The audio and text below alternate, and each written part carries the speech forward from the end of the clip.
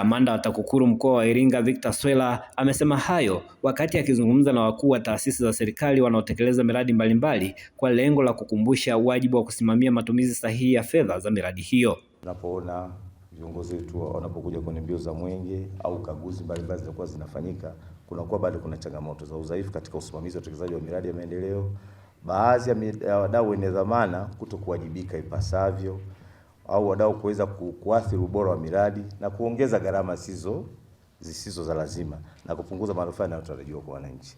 Sasa hizi ni baadhi ambazo changamoto zinaonekana. Sasa taasisi yenu ya kuzuia na kupambana na rushwa, na kama mnavyojua sasa hivi kauli mbiu yetu ambayo inasema kuzuia rushwa na jukumu lako na langu, tutimize wajibu wetu, linawataka wadau kwa pamoja tushirikiane. Elias Luvanda ni kaimu katibu tawala sehemu ya uchumi na uzalishaji mkoa wa Iringa. Sasa kwa bajeti hii ambayo sasa hivi imesomwa bungeni kwa upande wa mkoa wa Iringa, bajeti yetu ni bilioni 314 na asilimia 18 ya hiyo bajeti ni miradi ya maendeleo.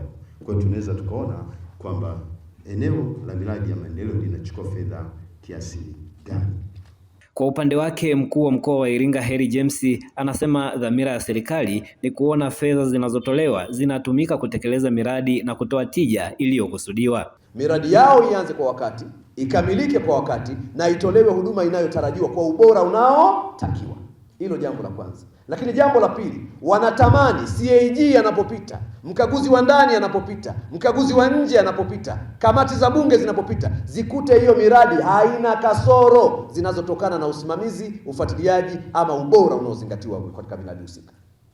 Lakini jambo la tatu, wananchi wenyewe wanaotekelezewa hiyo miradi wawe ni mashuhuda wa ubora wa miradi iliyotekelezwa kwenye maeneo yao.